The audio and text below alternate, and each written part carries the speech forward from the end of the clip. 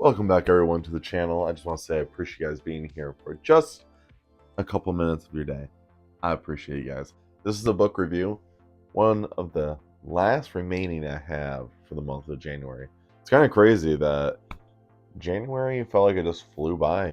It flew by and like a phoenix burning in the sun. What do you mean by that? So we're going to do a book review of Apple Seeds in the Snow. This is my first self-published book of the year. And I'm going to tell you, I really enjoyed it. It was a really fun book. Like I said in all my reviews, I'm going to do my dislikes first and then my likes. And if you don't like what I say for my dislikes, then you can just, be like, all right, we don't care about your opinion anymore, Zach. So my dislikes for this book, one dislike. I'm going to just let you guys know ahead of time. My dislikes for and likes for self-published books are not going to be different from traditional published books. I feel like everyone should have the same equality just to help them, for indie writers to get better and stuff.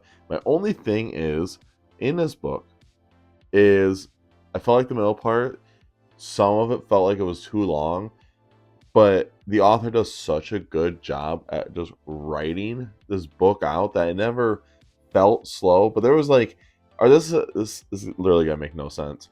But there was like parts in this book where it felt like there was some chapters where I'm like, it was a little too long. I think there was nothing wrong with that. That was like my biggest gripe. Other than that, this book was actually really fun to read, and I felt like I was reading like this book felt like it could have been in like Narnia. It gave you like a Narnia vibe, which is kind of cool. I read Narnia before I started YouTube, and I really liked Narnia.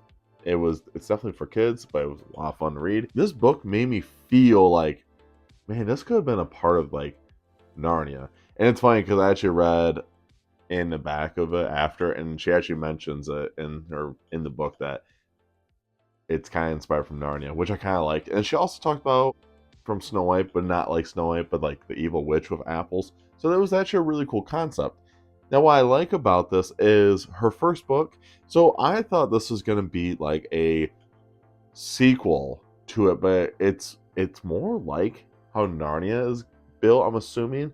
Now, I'm not going to say all these things. These are all assumptions. I haven't asked her. I thought about asking her, but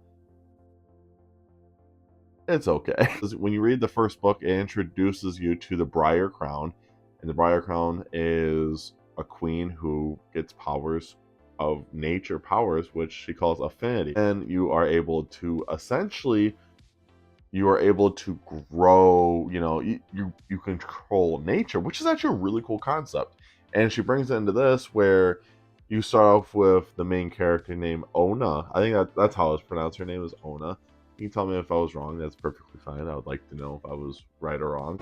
Liar! And you meet Ona at the beginning. She's kind of a selfish girl. Throughout this book, she does a really good job at slowly growing her as a character.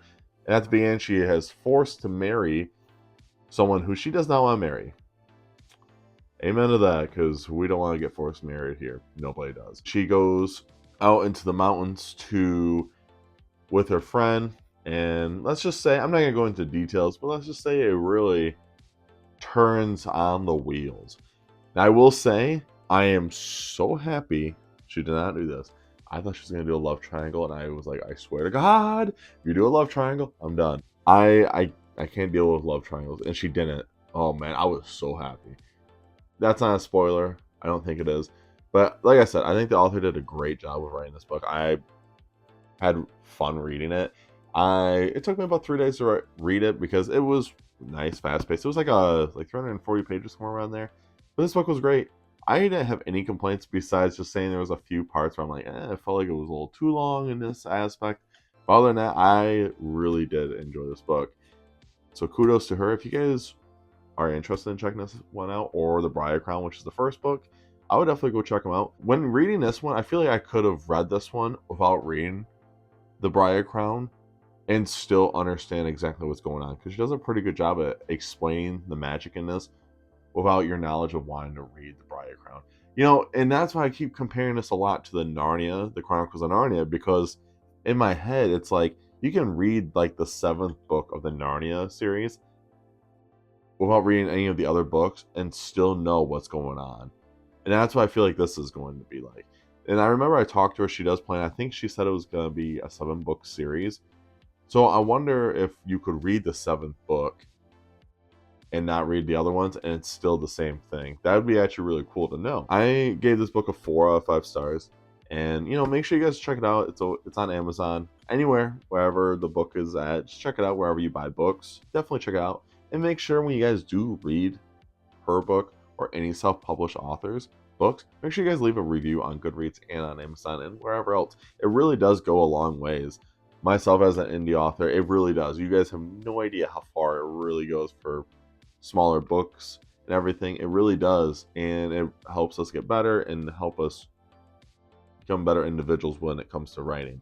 And this book was great. This is a great example of what a really good indie author does.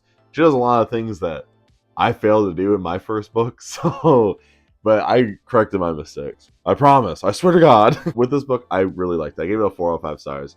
Would I reread it again? Yeah, it's a really fun book to read. Would I recommend it to someone? Absolutely. Absolutely. I know a lot of people that would probably be into this, so I probably would just send it their way. If you guys made it to the end of this video, I do appreciate it. Make sure you guys check out all my socials down below. And of course, make sure you guys stay safe, stay hungry, and tell someone you love them. And check out Apple Seeds in the Snow, of course. You gotta do that one. I'll see you guys in the next video. See ya.